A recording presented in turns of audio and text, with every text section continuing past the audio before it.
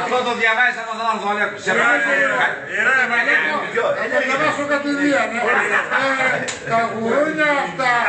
Ερεμίστε λίγο, Μουνιάρ. Για παίρνει κάτι. Μοιάζει ο Αλέκος, καπώνει. Μουνιάρης, ένα εξιντάρι το δολοφόνησε ο Κάπα Χατζής, κοινός Μαυρογάτα.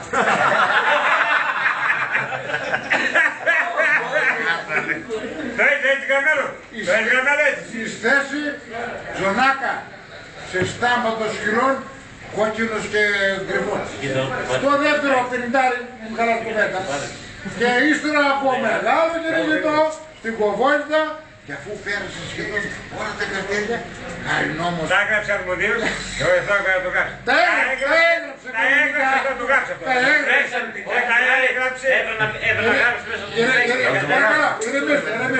Λοιπόν, χάρη νόμος της οδηγίας, για να μην πάσω και λίγο του Παπαγρηγόρη, βρήκε φωνικό από τον Τερνάρα θέση λαχίδια και μάλιστα με ένα πισρός.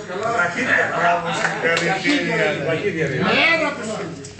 Όχι Τερνάρα, ο παπάς μου πιστός είναι.